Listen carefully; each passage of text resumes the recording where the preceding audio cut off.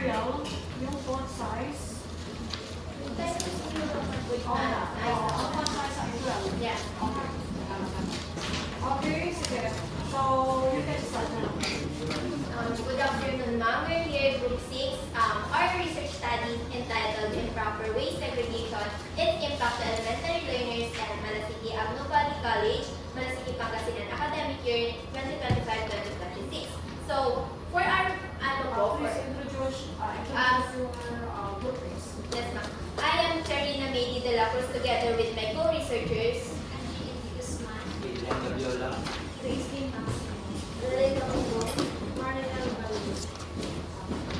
and for our chapter 1, we have the background of the study. So ano po namin, bakit po namin pinili yung improper waste segregation?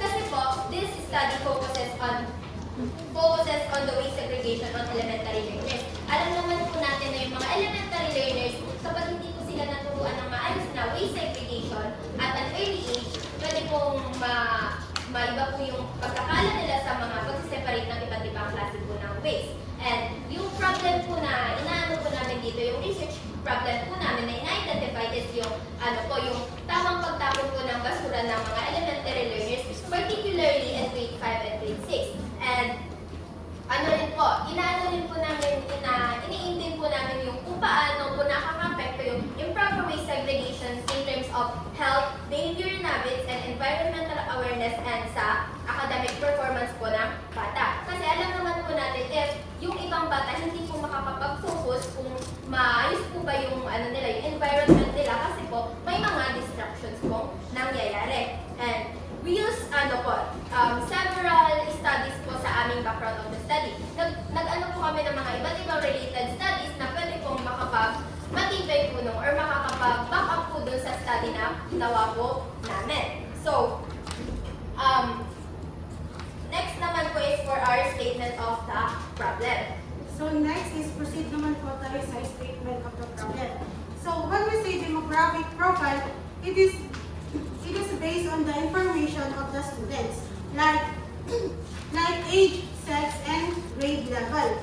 So this study aims to find out how improper waste segregation affects of the grade 5 and grade 6 students of Malasiki Agno Valley College.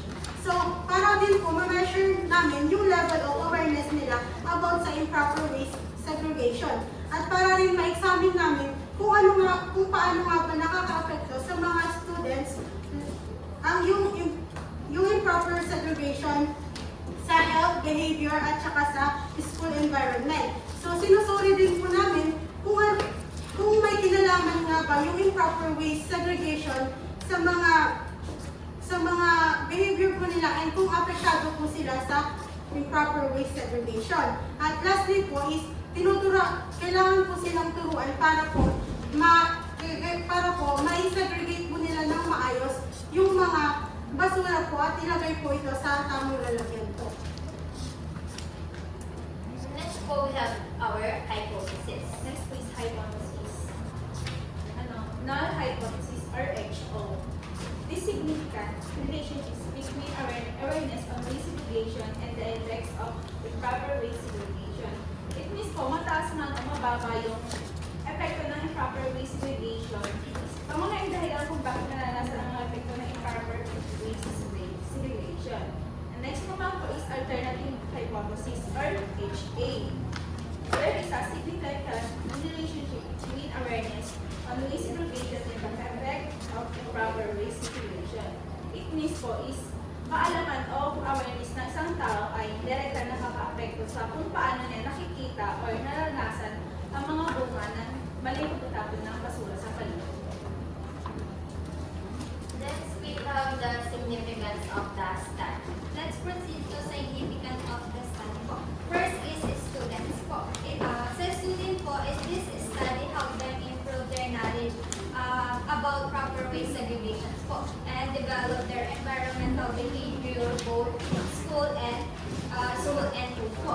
Next is sa teacher po. It can serve as a guide in teaching environmental behavior, environmental practice, and tinutulungan po sila i-encourage yung student to become more responsible po. Next po is sa parents po. po. Sa parents naman po is it can increase the awareness of the importance of teaching proper waste segregation at home po. So the practice become consistent po. Next is sa school administrator naman po. Can help them improve waste management system and cleanliness program in the school po. Next po is future researcher po. Sa future researcher naman po is it can serve as a reference for related study about environmental practice, sanitation, and student behavior. This study po is important po because it focus on proper waste segregations among elementary learners po. This research po is nakakatulong po na ma-identify yung gap between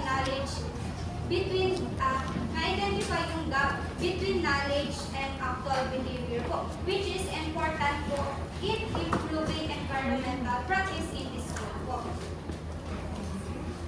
Next po is our theoretical. So let's proceed to theoretical framework. So ayan po yung napili namin theory ma'am kasi papakita po siya ng matibay na basihan kung paano po siya nakakapekto sa mga mag-aaral ng bata. Ang una pong theory namin is ang environmental educational theory. Kung saan is dapat daw po na habang bata pa lang yung bata is dapat tinuturuan na sila kung paano magtapon ng tamang basura. Kapag sa ganun, paglaki nila is may apply nila ito at gamit pa nila.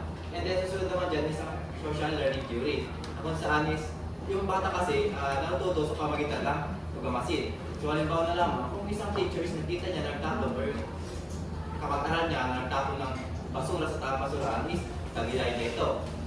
At yung last na theory naman namin ay ang tinatawag na operant conditioning. Kung saan is yung isang bata kasi natutong gawin ng isang bagay kapag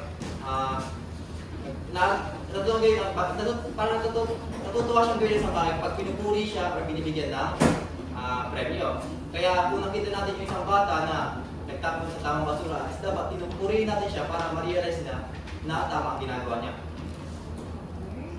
Next. Chapter 2. Sino mag-discuss na? Okay, oo, sige. So next is conceptual framework. So here in conceptual framework po, it shows the independent variable na kung saan is or which is hindi tamang pag-segregate po ng waste. Kung paano nakaka-apekto at na-influential po nito ang academic performance, health ng mga bata, and their negative behavior po. So dito makikita po natin sa table ang tatlong variable which are the independent, the mitigating, and the dependent variable. So here in independent variable po is root causes or behavior being studied po which are the mix and unmatched trash and poor disposal practices and the lack of knowledge and segregation. While the mitigating variable po is dito merong school environmental factors which are the teacher guidance, availability of trash bins, and the environmental awareness of students. And the dependent variable naman is the impact on elementary learners. When it comes to health problems, the poor academic performance and the negative behavior po. So, should we be doing RRL? Let's proceed to RRL. Para mabilis. So, maraming bansa po yung nakakaranas ng mga basura o maling pagtapon ng basura. Kung saan is malaking epekto ito sa kalikasan, kalusugan, at sa pag-iisip ng mga bata. So, sabi dyan na dapat is, sabi ko kanina, dapat habang bata pa lang ang mga bata is dapat turuan sila ng tamang asal para gano'n maging responsable sila sa pagtapon ng basura. So, based niya kay EPA is dapat daw ayun nga, na dapat habang bata pa lamang tinuturuan sila ng pagtapon ng basura. And based naman kay Zhang et al. Na ang maling pagtapon ng basura is nagdudulot ng pollution at pagbaha. Kasi dapat habang bata pa lang tinuturuan sila ng pagtapon ng basura. And nakuha natin yan sa pamagitan ng sa mga pagtuturo sa mga school. Next, for our local literature naman po, how this local literature help our research? ano po, tinutulungan po ng mga local studies yung research namin to support na para magkaroon po kami ng iba pa pong kaalaman na pwedeng makatulong sa research namin. Especially po kasi nasa Pilipinas po tayo and those local studies will help us in our research para mas maintindihan po namin kung ano yung mga problems na pwede po namin i-identify. And ano po, additionally po, this study supports our research by showing that improper waste segregation is ano po, is still a problem. Ano lang po siya, pinag-aaralan lang po siya, pero yung kakulangan po sa implementation, minsan is hindi po nagagawa or hindi po napapatupad. And that's for our local literature. And we have our synthesis for RRL. So let's proceed naman po tayo sa synthesis. So sa synthesis po is ipinapakita po ng synthesis na ang hindi tamang pag-segregate po ng basura is malaki po siyang nagiging epekto sa ating health, behavior, and sa awareness po natin. At ipinapakita din po dito na kung ano nga ba yung mga need na ayusin para mas maayos yung waste management po natin dito sa paaralan at sa program din po. At this chapter din po is ini-explain niya po dito kung ano nga po ba yung mga research design, respondents, instrument, data gathering, procedures, and ethical consideration used in the study. So are you now talking about the methodology? Okay. Chapter 3. Can you chapter 3? Mag-start pa lang po kami ng chapter 3. Yung sinabi niya po is the synthesis of foreign literature and local literature. So you need to go down to Yes, chapter ma'am. 3 kasi mapunta na siya doon. Yes, ma'am. For chapter 3, research design and methodology. Now, let's proceed on Chapter 3, Research Design and Methodology. This chapter describes the method of research design, respondent of the study, the instrumental use, data gathering, procedure, and ethical considerations. For our research study po, we use a descriptive correlational method po because we want to describe the current waste segregation practice of the student. And at the same time po, para alamin kung may relationship ito sa kanilang behavior, awareness, and environmental responsibility. Also, we did not manipulate any variables po.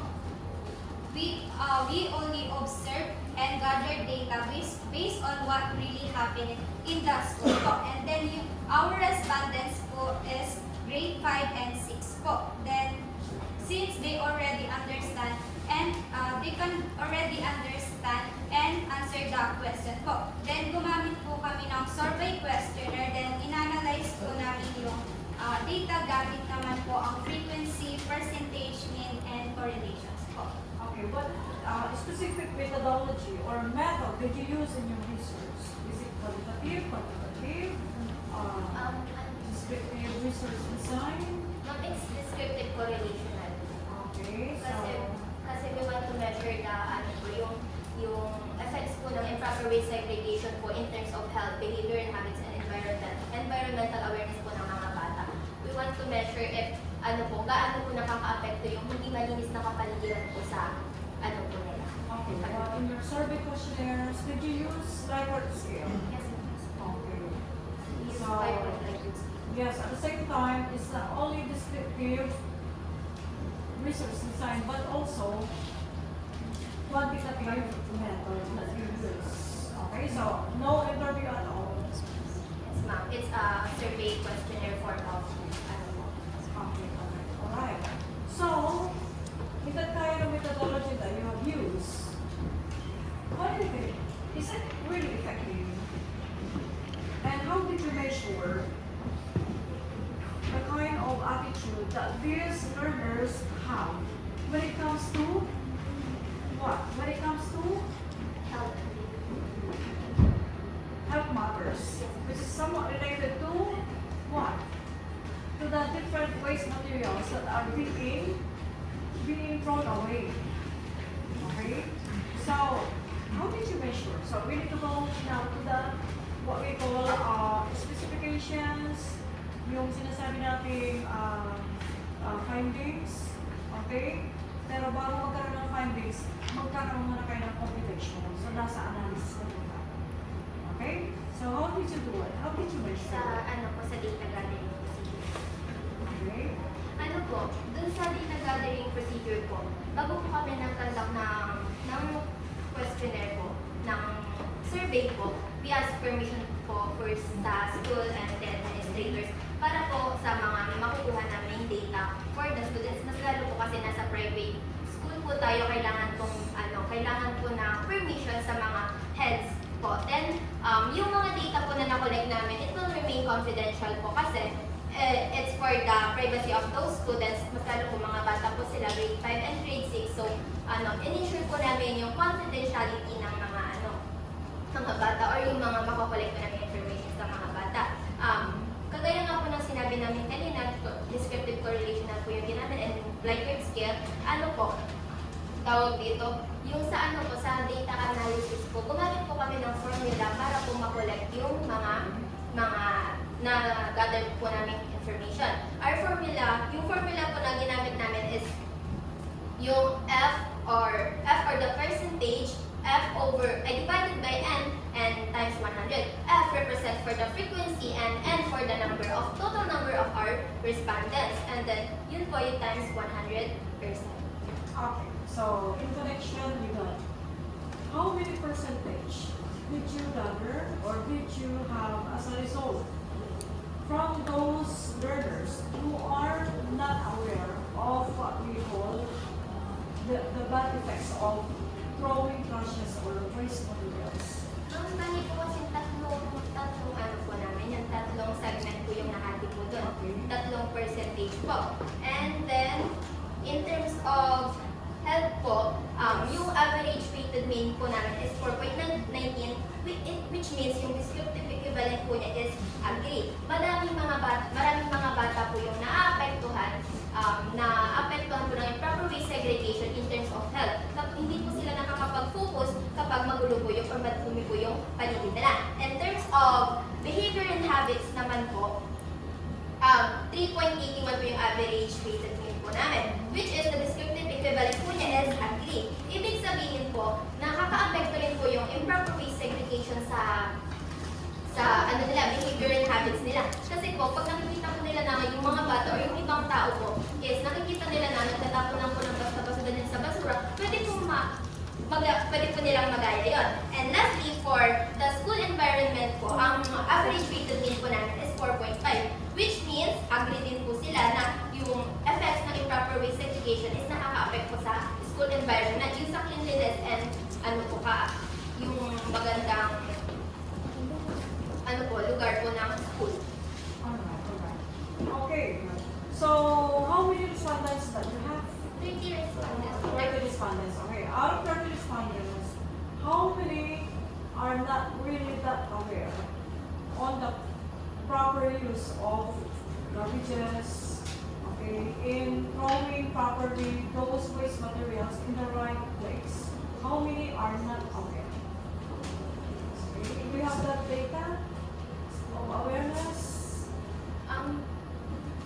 yung sa hindi po aware, mas marami po yung aware. So, ang mas aware po sa amin is 70%, and then sa not aware po is 30%. And yung 30% naman po na yun is yung karamihan po doon is nasa grade 5 kasi po nasa lower grade level po sila. And mababa po yung, medyo mababa, hindi naman po sa mababa, medyo mababa po yung understanding nila sa waste segregation. grade 5 on that. Yes, ma'am. So, ibig sabihin, mas nakakaintindi yung mga lower grades. Anong mga grades yung Ang respondents lang po namin grade 5 and grade 6. okay, grade 5 and 6. Okay. So, ibig sabihin, lumalabas na the higher the grade is, the higher will be what? The number of those learners who are not really environmentally friendly. Something like that.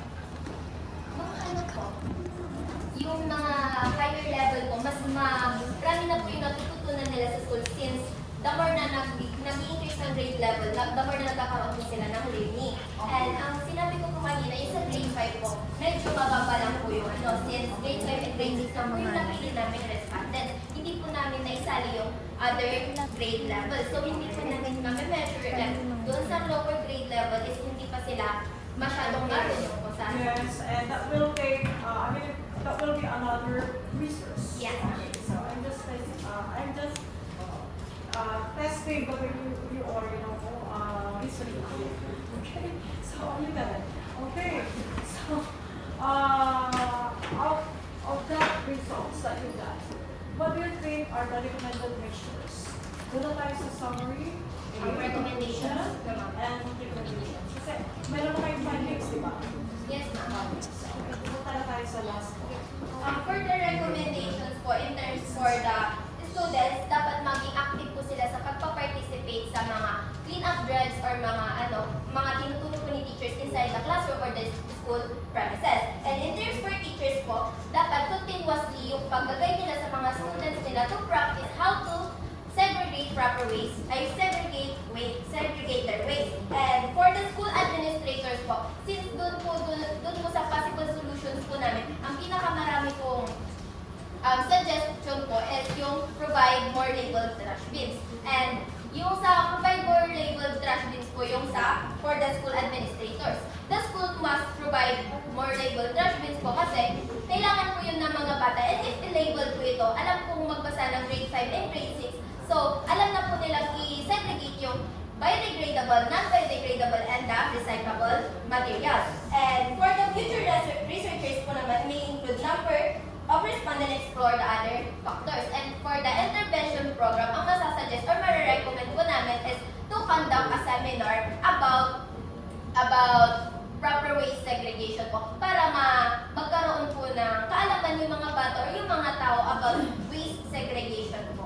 Okay, in short, it should be the administration that will have the first step. Okay, as what you have said, they should provide legalized trash bins na tinatawag na mababasa mo pa ng mga grade 5 at grade 6. And also, the fact that garbages should be put into proper places talaga, di ba? Good for paper, bottled water, cartoons, plastics yung mga lagay ng mga teacher na? Yes. Cans, and glasses. Glasses includes what? Yung mga bote ng sakay ng mga soft drinks. Pero usually ngayon, ang plastics, ang ginagamit na ngayon as bottles for the soft drinks, di ba? So, how about those other kinds of brushes like tansyan? Diba? So, ibig sabihin, it will take about maybe 10 to 15 categories. Yes. I don't know if I have been your teacher in the subject education 10. Not yet, no? Oh, you haven't, okay? Kasi third year na kayo, nawawa ko yung ibang hindi, I'm not sure na nawawa ko yung section education 10. Hindi ka ba nilangat ng klase? Do you remember education? Yes. Financial literacy. Oh my God, financial literacy. Yes. Po kasi ako dati. Ah, 8 ata. GED 1A po. MTW po dati yung skill. Okay, pero you haven't with my student before? Ma'am, second year lang po ako naging student. Okay, what subject is that? GMRs. Okay, so that is somewhat different. But Generous is talking about values. Yeah? Okay, good attitude. Which is, of course, pushing you to become environmental friendly as well. Yeah? Okay, so tanongin mo yung mga klase mo ngayon. Dahil narinig ko sa recommendation ninyo, as a teacher, you should teach them how to throw away trashes in the right places. You should be the model. Okay, and I don't know, sa mga kasama mo, di ba naging feature ka sa education 10? Are you still doing the segregation? Yes. Really? How many categories? Ha? Diba, pinag-video ko kayo sa 10 kategorya. Kailangan ipakita sa inyong video. Ganun ha? So, as a teacher, of course, we're liable, we're responsible for this matter, for that matter, about your issue, diba? Okay, so tama yung recommendation nyo. So, nakarelate talaga sa school at saka sa mga teachers ang pagkatuto to the box ng mga bata when it comes to environmental issues. Kasi saan ba kayo lagi namamalagi? School. Pero kumusta naman kaya halo-halo. Diba? Wherein, you can categorize them in your own way of doing it because you can take them home. Diba? Take home na lang. Oo, hindi yung tayo pagkain ng pinili home nyo. Ang take home din nyo, mga masarap. Diba? Okay, so, sige, recommendation is so important. And by the time that the teachers, future teachers, ano nyo, mag-teacher kayo dito sa ano, at yung resource na yan ay magamit ninyo. At isa, buhay. Oo, di ba? Okay, so, actually, that is a good issue. Ito to. Okay. Because I am the person na talaga halos ang laman ng bahay namin ay mga basura. But segregated. Oo. So, I hope you will be the models of the society para ang mga tao din dahil tayo na huwag magtapon basta-basta. Pero kumusta naman kayo kanina? Nasa na mga pinagkainan nyo? Nasa basurahan. Halo-halo. O, diba? Okay, so, ano na kung sino yung pwedeng, makinabang dyan? Unang-una kayo muna. Kayo muna sa sarili mo. Okay? Pangalawa, itong mga kaklase nyo. Oo, sigurado. Puno na naman yung baso naman. Yes. Ang ng tissue. Take home. Okay, para sa lahat.